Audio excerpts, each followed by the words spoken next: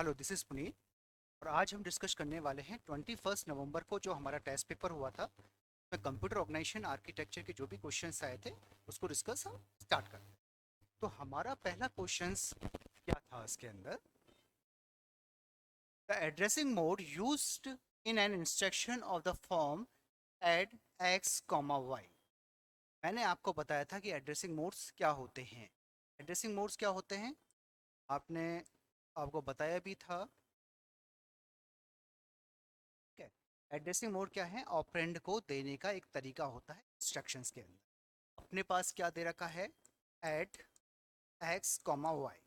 यहाँ specific registers अपने को नहीं दिए गए जो भी माइक्रो प्रोसेसर के हैं। एक्स और वाई को एक रजिस्टर की फॉर्म में दे दिया कि एक्स एक रजिस्टर है, वाई एक रजिस्टर है। तो ऑपरेंड जो दिया जा रहा है वो थ्रू रजिस्टर के दिया जा रहा है।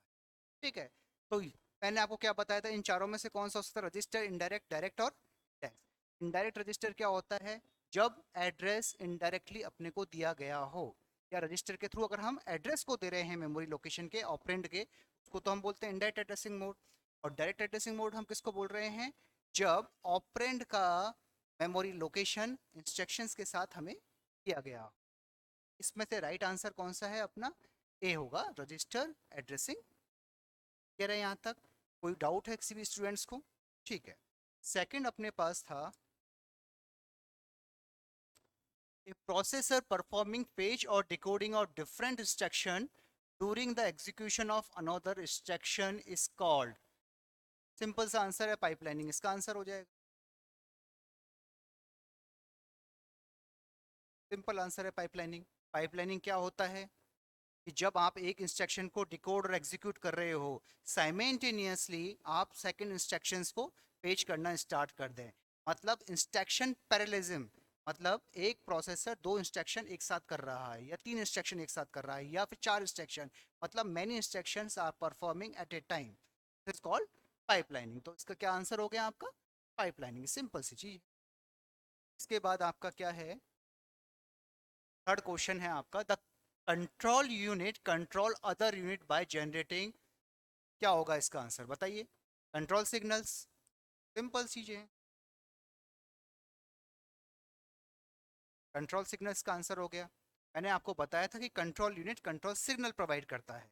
तो जो भी आपके फेचिंग हो रही है, डिकोडिंग हो रही है, आपकी एग्जीक्यूशंस हो रही है, माइक्रो ऑपरेशंस हो रहे हैं, वो कैसे परफॉर्म होंगे? जब कंट्रोल सिग्नल्स आपको प्रोवाइड किया जाएगा। और कंट्रोल सिग्नल कौन करता है? कंट्रोल यूनिट प्रोवाइड कर रहा है।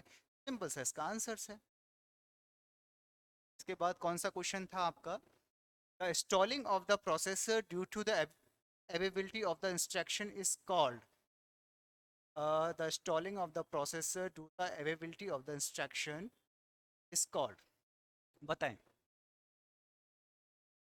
कहने का मतलब ये कहना चाहता है कि जब भी कोई इंस्ट्रक्शन के बीच में टाइम गैप हो जाता है या स्टॉल हो जाता है या बबल हो जाता है, तो पाइपलाइनिंग में उस चीज को क्या कहा जाता है? कौन सा हजार्ड कहा जाता है?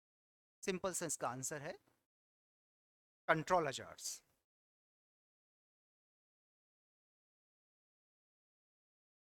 बताया था ना आपको। मान लीजिए ये आपका कोई भी सीपीयू है, ये आपकी मेमोरी है, ये आपका क्या है? सीपीयू है। ये आपकी मेमोरी थी, यही थी ना आपकी। सीपीयू ने क्या किया? फर्स्ट इंस्ट्रक्शन को एग्जीक्यूट करके लेके आया। सिस्टम बसेस हैं आपकी। आपने फर्स्ट इंस्ट्रक्शंस को, मान लीजिए ये फर्स्ट इंस्ट्रक्शन I1 है, ये I2 है, ये I3 है। ठीक है। जब फर्स्ट इंस्ट्रक्शन को फेच किया और इसको एग्जीक्यूट किया आपने, तो साइड बाय साइड आपने क्या किया है? सेकंड इंस्ट्रक्शन को फेच करना स्टार्ट कर दिया है, इसको एग्जीक्यूट करना स्टार्ट कर दिया है। फिर क्या किया है? साइड बाय साइड आपने थर्ड इंस्ट्रक्शन को फेच करना स्टार्ट किया है, इसको एग्जीक्यूट करना स्टार्ट किया है। Program by default sequential manner के अंदर ही एग्जीक्यूट होता है। बट ऐसी सिचुएशंस आपके पास भी आ सकती हैं कि जो इंस्ट्रक्शन आप फेच करने वाले हैं या आप फेच कर रहे हैं एडवांस के अंदर, मान लीजिए आप थर्ड इंस्ट्रक्शन फेच कर रहे हैं, लेकिन जब आप थर्ड इंस्ट्रक्शन को एग्जीक्यूट करेंगे तो आपको मालूम चलेगा कि थर्ड इंस्ट्रक्शन की तो हमें रिक्वायरमेंट ही नहीं थी, वो तो जंपिंग इंस्ट्रक्शन थी। हमें तो पहुंचना था टेंथ ऑफ इंस्ट्रक्शंस पर। मान लीजिए 1 2 3 इंस्ट्रक्शन है, तो तीसरी इंस्ट्रक्शन आपने मान लीजिए फेच करके लेके आ गए। जब इसको एग्जीक्यूट कर रहे थे तो आपने देखा कि इसमें तो इफ एंड एल्स वाली कंडीशन थी। जो इंस्ट्रक्शन थी वो ये बता रही थी कि हमें 10वीं इंस्ट्रक्शन पे जाना है। तो आप क्या करोगे, इस जो इंस्ट्रक्शन को फेच करके लेके आए थे एडवांस में, उसको आपको डिसगार्ड करना पड़ता है और वापस 10वें इंस्ट्रक्शन को फेच करना पड़ता है। तो इस टाइम ड्यूरेशन को क्या बोलते हैं हम, स्टॉल्स बोलते हैं या बबल्स बोलते हैं। और इस तरह की जो प्रॉब्लम क्रिएट होती है उसको बोला जाता है कंट्रोल हजार्ड्स। ठीक है, ये पाइपलाइनिंग के दौरान है। पाइपलाइनिंग तो स्पीड को बढ़ाने के लिए यूज में लिया, बट बढ़ाने के साथ साथ उसमें कई ड्रॉबैक्स भी आ गए थे, कई प्रॉब्लम्स भी क्रिएट हो गई थी। इसमें कंट्रोल हजार था आपका, स्ट्रक्चर हजार थी आपकी, और डेटा हजार थी। तो जो स्टॉलिंग क्रिएट हो रही है वो आपकी कंट्रोल हजार के कारण हो रही है। The period of time when the unit is idle is called as, अभी मैंने आपको बताया था कि जब एक टाइम गैप क्रिएट हो जाता है, और ये मान लीजिए जो इंस्ट्रक्शन हमने फेच की है उसको हमें डिस्कार्डेड करना पड़ा क्योंकि हमारी रिक्वायरमेंट वही थी, तो उस आइडल गैप को, टाइम गैप को क्या बोला जाता है, बबल्स बोला जाता है या फिर स्टॉल बोला जाता है। आपका ये आंसर भी करेक्ट है यहाँ पर, ये आंसर भी करेक्ट है और बबल आंसर भी करेक्ट है। बहुत इंस्टॉल हजार, ना ना ना, ये गलत है, ये भी गलत है। इसके बाद कौन सा, इसमें ग्रेस मार्क्स आपको दिया गया है शायद, हाँ यस, ये जो आंसर था वो आपको गिवन दिया हुआ था, लेकिन ये आंसर नहीं है इसका, है ना, इसलिए आपको ये ग्रेस मार्क्स दिया गया। इसका ए आंसर और बी आंसर, दोनों आंसर इसके सही होते हैं। इसका ए भी सही है, बी भी सही है, और जो आंसर में आपको किया गया था वो ये वाला दिया गया था जो कि गलत आंसर है। ठीक है, इसका आपको शायद ग्रेस मार्क्स प्रोवाइड किए गए हैं, बिल्कुल ग्रेस मार्क्स दिए गए हैं। अब आता the register ALU and the interconnection between them are collectively called as. ALU, registers or interconnection between them are collectively called as data path। मतलब हम क्या कह रहे हैं, जो भी हम माइक्रो ऑपरेशंस कर रहे हैं, तो डेटा का ट्रांसमिशन हो रहा है, कहाँ से, प्रोग्राम काउंटर से कहाँ जा रहा है, MAR में जा रहा है, मतलब रजिस्टर्स के बीच में एक्टिविटीज़ हो रही है आपकी। MAR कहाँ जा रहा है, मेमोरी में, मेमोरी से आप कहाँ लेके आ रहे हो, मेमोरी बफर रजिस्टर में, फिर उसको इंस्ट्रक्शन रजिस्टर में लेकर, तो रजिस्टर के बीच में कम्युनिकेशन हो रहा है। ठीक है, डेटा का ट्रांसमिशन हो रहा है, फिर कहाँ जाता है, एग्जीक्यूशन के लिए ALU में जाता है। इनके बीच में जो भी इंटरकनेक्टिविटी प्रोवाइड कराई जा रही है तो उसको बोलते हैं डेटा पाथ। डेटा कहाँ कहाँ से होता हुआ कहाँ पहुँच रहा है, this is called the data path. ये इसका राइट आंसर है। फिर क्वेश्चन है, the internal component of the processor are connected by processor bus. Simple चीज है ये,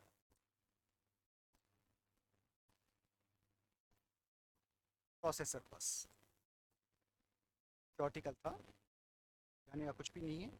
The processor performing fetch or decoding of the different instruction during the execution of another instruction is called, simple चीज है, अभी मैंने आपको pipelining में बताई थी, this is called the pipeline.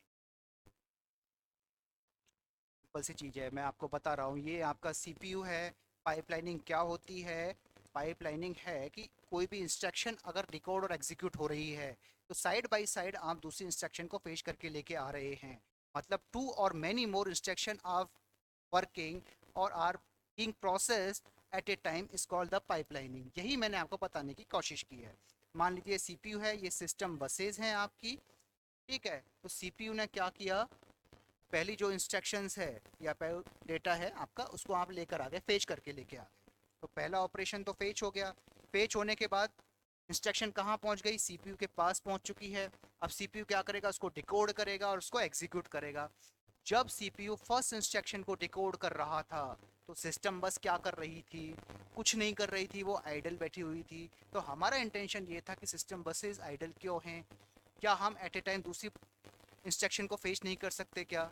तो यही कॉन्सेप्ट पाइपलाइनिंग था कि जब फर्स्ट इंस्ट्रक्शंस आपकी डिकोड और एग्जीक्यूट हो रही हैं, साइड बाय साइड आप सेकंड इंस्ट्रक्शंस को फेच कर लीजिए सिस्टम बसेस से, तो दो इंस्ट्रक्शन एक साथ वर्किंग प्रोसेस में आपकी आ जाएंगी, जिससे CPU की स्पीड बढ़ जाती है ना। टू स्टेज पाइपलाइनिंग का मतलब दो इंस्ट्रक्शन वर्किंग कर रही हैं, 3 stage pipelining, 4 stage pipelining, 5 stage pipelining, 32 stage pipelining, और भी बहुत आपके पाइपलाइनिंग है। मतलब जितना ज़्यादा पाइपलाइनिंग होगी, डीपर पाइपलाइनिंग होगी, उतना ही प्रोसेसर की स्पीड बढ़ जाती है। तो ये कॉन्सेप्ट था आपका, सिंपल सी कॉन्सेप्ट।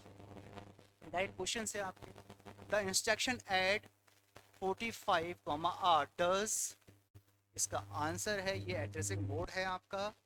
कौन सा एड्रेसिंग मोड है? इमीडिएट एड्रेसिंग मोड है। तो क्या आएगा? Value and stop B. ठीक है, कई स्टूडेंट्स को इसमें लिखने को लेके प्रॉब्लम थी, तो उसका कोई खास फर्क यहाँ पड़ेगा नहीं इंस्ट्रक्शंस में। ठीक है, सेकंड क्वेश्चन है have been developed specifically for pipeline system. इसका आंसर ये थ्योरेटिकल क्वेश्चन है आपका, ऑप्टिमाइजिंग कंपाइलर्स। ठीक है बच्चों, आपका the pipelining process is also called as assembly line operations.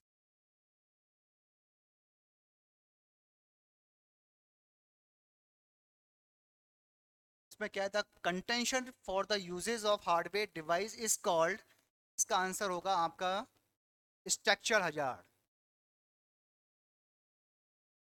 ठीक है, स्ट्रक्चर हजार हमने कहाँ कहा है कि कौन सी यूजेस हार्डवेयर डिवाइसेस के अंदर यूज लेते वक्त प्रॉब्लम क्रिएट हो रही हैं। ठीक है, उसको क्या चलता है? स्ट्रक्चर हजार। मैंने आपको बताया था ये पाइपलाइनिंग में तीन तरीके के हजार्ड होते हैं, कंट्रोल हजार्ड होता है, एक डेटा हजार्ड होता है, तीसरा आपका डेटा हजार्ड होता है। तो स्ट्रक्चर हजार्ड में क्या प्रॉब्लम क्रिएट हो रही थी अपनी, कि जब भी हम डेटा को लेकर आ रहे हैं, ऑपरेंड को लेकर आ रहे हैं, तो ऑपरेंड के अंदर भी सेम सिस्टम बसेस यूज में आ रही हैं, और जब हम इंस्ट्रक्शंस को लेकर आते हैं तो इंस्ट्रक्शन में भी सेम बसेस यूज में लेके आती हैं। जब हम किसी इंस्ट्रक्शन को ऑलरेडी फेच कर रहे हैं के दौरान हमें मालूम चला कि प्रीवियस इंस्ट्रक्शन जो हमने ऑलरेडी डिकोड कर रहे थे उसमें किसी ऑपरेंड की रिक्वायरमेंट हमको पड़ चुकी है। ऑपरेंड कहाँ रखा हुआ है? मेमोरी में रखा हुआ है। तो जब डेटा मेमोरी से आएगा और इंस्ट्रक्शन भी वहीं से आ रही है तो दोनों में क्लैश हो सकता है। ठीक है, और इसीलिए उस प्रॉब्लम को हम बोलते थे स्ट्रक्चर हजार। इसका आंसर है आपका स्ट्रक्चर हजार, सिंपल सी चीज है। The pipelining bubbling is a method used to prevent data hazard and structure hazard. बताइए क्या आंसर होगा इसका? The pipelining bubbling is method used to prevent data hazard and structure hazard. इसका आंसर यस नो में देना था, तो इसका आंसर था नो। कहने का मतलब ये पूछ रहा है कि क्या पाइपलाइनिंग जो बबलिंग है वो मेथड स्ट्रक्चरल हजार्ड या फिर डेटा हजार्ड को प्रिवेंट कर सकता है क्या? बबलिंग तो इटसेल्फ अपने आप में एक प्रॉब्लम्स है, ठीक है, जो कंट्रोल हजार्ड को रेफर करती है। तो वो तो कंट्रोल हजार्ड और प्रिवेंट इसको तो कर ही नहीं सकता। भाई आपका डेटा हजार्ड और स्ट्रक्चर हजार्ड को बबलिंग कैसे प्रिवेंट कर देगा? पॉसिबल ही नहीं है, वो तो खुद एक प्रॉब्लम है, इसको कंट्रोल हजार्ड बोल रहे हैं। आंसर था आपका नो। बेसिकली ये पूछा गया था कि ये कर सकता है या नहीं कर सकता है क्वेश्चंस के अंदर, तो ये पूरा मेंशन नहीं हुआ इसके अंदर। Who develop the basic architecture of the computers? क्या आंसर होगा? सिंपल थियोरेटिकल क्वेश्चन है। John von Neumann. जो आर्किटेक्चर चले आ रहे थे सिंपल कंप्यूटर्स वगैरह में, उसमें वॉन न्यूमन आर्किटेक्चर यूज में आता है। इसके बाद एक हार्वर्ड आर्किटेक्चर यूज में आया था। फिर दोनों में डिफरेंसेस क्या थे? सिस्टम बसेस अलग अलग हो जाती हैं डेटा और प्रोग्राम्स के लिए, वो हार्वर्ड के अंदर। वॉन न्यूमन के अंदर कॉमन सिस्टम बसेस और यूज में आती है, कॉमन मेमोरी यूज में आती है। वो कौन सा था आपका? John von Neumann. और इसके बाद था आपका which of the following allows simultaneous write and read operation? बताएं क्या है? सिंपल सी, जो भी ऑपरेशन होते हैं रीड राइट के, वो किस पर होते हैं? रैम पर होते हैं। रोम तो आपकी परमानेंट मेमोरी हो जाती है। आपका क्या हो गया इसका आंसर? रैम। ये बहुत सिंपल सिंपल क्वेश्चंस हैं। Which of the following operation are perform by the ALU? तो इसका ऑप्शंस हैं data manipulation, exponential, square root and all of the above. तो एएलयू तो सारे काम करता है। एएलयू क्या है? ऑर्थोमेटिक लॉजिकल यूनिट है। सारे ऑर्थोमेटिक और लॉजिकल जो भी ऑपरेशंस हैं वो कौन परफॉर्म करता है? एएलयू परफॉर्म करता है। तो इसका फोर्थ आंसर आपका हो जाएगा, सिंपल है।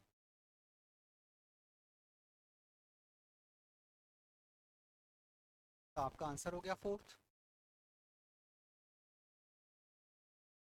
विच of the following memory of the computer use to speed up the computer processing? इन चारों के अंदर सबसे ज़्यादा फास्ट मेमोरी कौन सी है जो कंप्यूटर की स्पीड को बढ़ा रही है? देखिए इसमें अगर हमें ऑप्शन देखें तो ऑप्शन के हिसाब से आपका कैशे मेमोरी।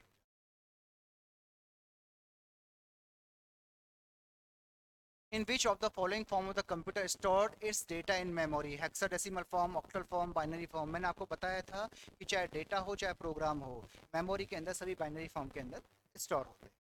इसका आंसर क्या हो गया आपका? Binary.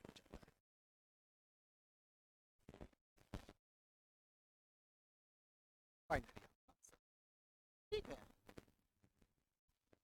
Where is the decoded instruction stores? बताएं।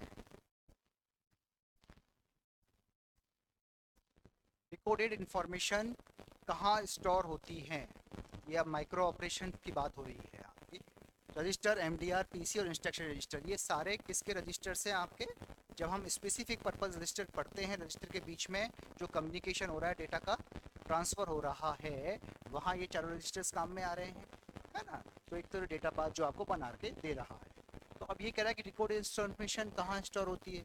तो हम क्या करते हैं, सबसे पहले प्रोग्राम काउंटर एक्टिवेट होता है। ये मैंने आपको बताया था। प्रोग्राम काउंटर क्या करता है? नेक्स्ट इंस्ट्रक्शन जो आप पेश करके लेके आने वाले हैं उसका एड्रेस होल्ड करता है। तो ये एड्रेस किसको देता है? एमएआर को, मेमोरी एड्रेस रजिस्टर, या सिंपली एड्रेस रजिस्टर बोल सकते हैं। ये एक टेम्पररी रजिस्टर होता है जो होल्ड करके रखता है एड्रेस को, देता है मेमोरी को। फिर ये मेमोरी के पास जाता है, वहाँ से इंस्ट्रक्शन को पेश करके लेके आता है। पेश करने के बाद ये कहाँ जाता है? मेमोरी बफर रजिस्टर, या सिंपली बफर रजिस्टर आप बोल दीजिए। और बफर रजिस्टर के बाद ये कहाँ जा रहा है? आईआर। तो आप जो भी मेमोरी से इंस्ट्रक्शंस लेकर आ रहे हैं वो किस फॉर्म में है? डिकोडेड फॉर्म में है, ठीक है। 01110 के फॉर्म के अंदर है। तो ये डिकोडेड इन्फॉर्मेशन फाइनली कहाँ स्टोर हो रही है? आपकी आईआर के अंदर आपके स्टोर हो रही है, इंस्ट्रक्शन रजिस्टर के अंदर। फिर उसके हिसाब से जो भी एग्जीक्यूशन करना है या ऑपरेंड लेकर आना है, कैसा मोड है, कैसा एड्रेसिंग मोड है, पर अपन वर्कआउट करते हैं। तो ये आंसर इन चारों के अंदर से instruction register is a right answer, ठीक है। इसके बाद है आपका व्हाट डज कंप्यूटर बस लाइन कंसिस्ट ऑफ? बस क्या होती हैं आपकी? सेट ऑफ लाइंस होती हैं, ठीक है। एक्यूमुलेटर तो हो नहीं सकता, रजिस्टर हो सकता है, पैरेलल लाइंस हैं, सेट ऑफ पैरेलल लाइन क्या बोलते हैं? बसेस बोलते हैं। बस सी चीज़ें हैं, सेट ऑफ पैरेलल लाइंस। ये आपके शायद 10-12 क्वेश्चंस थे आपके पेपर्स में सीओए के। और फिर भी कोई डाउट है तो आप एक बार पूछ सकते हैं, है ना। कमेंट बॉक्स में भी आप डाल सकते हैं, और किसी को है तो पर्सनली भी आप कांटेक्ट कर सकते हैं। आज के लिए इतना ही है, और थैंक्स।